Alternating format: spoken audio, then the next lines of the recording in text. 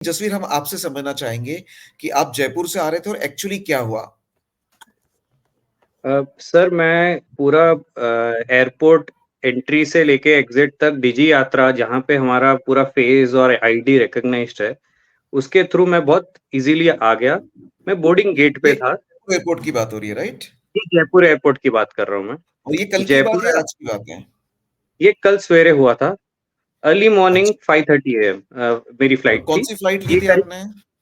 ये SG-1077 spice jet की जयपुर पुणे है। ठीक है।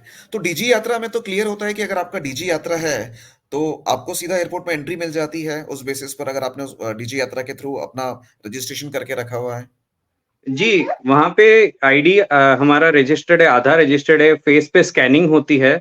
प्रॉपर्ली स्कैनिंग होके देन हाँ, it so is that scanning is identity. Registration, उसके माध्यम से आप अंदर जाते हैं एयरपोर्ट के।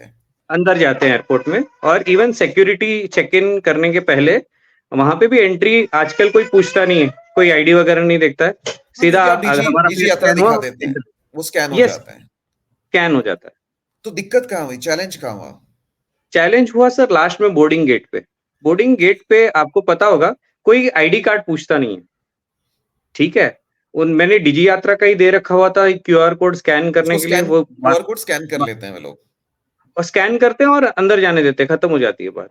तो उन्होंने बारकोड स्कैन करने के लिए मेरे हाथ से लिया फोन, और स्कैन किया नहीं, और बोला कि मुझे देखा, और बोला कि आपका आईडी कार्ड दो। बोला मैम मतलब जरूरत नहीं है। स्कैनिंग किए बिना ही उन्होंने आपसे आपका आईडी कार्ड मांगा कि भाई आप कौन है?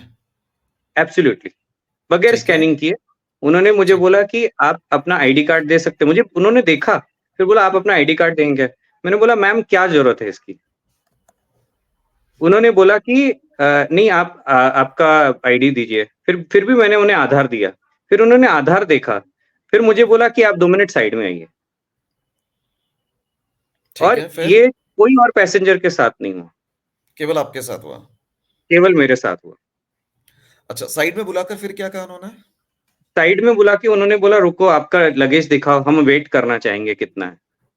तो लेकिन मेरे पास आईडी का और लगेज का क्या संबंध है? अगर लगेज का है तो उनको वैसे भी आइडिया होना चाहिए। लगेज कोई अगर ज्यादा संबंध है नहीं, तो?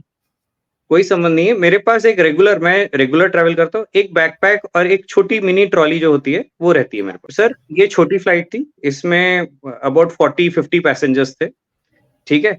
इसमें अबाउट 15 से 20 लोगों के पास सिमिलर था, एक बैकपैक और एक ट्रॉली बैग था। तो केवल आपको मिनी उन्होंने ट्रॉली, अलग किया? केवल मुझे अलग किया। सो डू यू थिंक ये कोई डिस्क्रिमिनेशन वाला एंगल है इसमें? मुझे तो पूरी अंदर से वही फीलिंग आई। मैं कहीं फील नहीं करता हूँ इतना कहीं डिस्क्रिमिनेटेड, बट वहां पे मुझे वो फीलिंग आई, अकेला सिंगल आउट। एंड स्पेशली ऐसा भी फील हुआ साथ में, क्योंकि मैंने उनको कैसे क्वेश्चन कर लिया कि आप आईडी कार्ड क्यों मांग रहे हैं या क्या। तो आपने पूछा उनसे ये? हाँ, तो मैंने क्या कहा पूछा उन्होंने? उनसे। आप उन्होंने कहा कि आपका सर ये आईडी जरूरी है यहाँ पे, तो आपको सभी को दिखाना पड़ता है। लेकिन मैंने उनसे पूछा आपने सबसे तो नहीं निजी मांगा हुआ है। यात्रा में तो बाकी फिर लोग मुझे नहीं दिखाते हैं। सर डिजी यात्रा के साथ तो आपका ऑलरेडी कनेक्ट हो चुका है। मैं वही हो कह रहा हूँ ना, फिर सकता है, डीजी यात्रा की क्या जरूरत है? अगर आईडी दिखाना ही है तो डीजी यात्रा में हम लोग जो आधार लिंक करते हैं उसका फिर वो पूरा जो टेक्नोलॉजी है या जो ये डिजिटल मुहिम है भारत सरकार की, उसके साथ भी अगर फिजिकली आईडी दिखाना पड़ रहा है तो फिर डीजी यात्रा की क्या जरूरत है?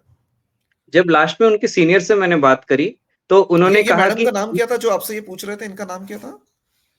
जो पहले गेट पे मिले उनका नाम था वर्षा सक्सेना। ठीक है, उन्होंने आपको कहा कि आपका आईडी दिखाई है डीजी यात्रा होने के बावजूद भी? बावजूद भी। ठीक है, फिर इसके बाद उन्होंने क्या कहा?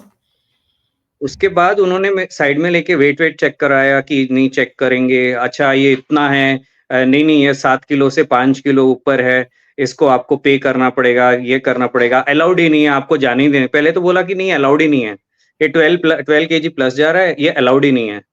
फिर मैंने उधर काफी आर्ग्यूमेंट करी, आप और मैंने कॉल आउट कर दिया, आप सिंगल आउट कर रहे हैं। आप ऐसे सिंगल आउट करेंगे तो आपने समझ कहा में आ उनको रहा इन इन है। एज मैंने, मेनी वर्ड्स कि आप मुझे सिंगल आउट कर रहे हैं?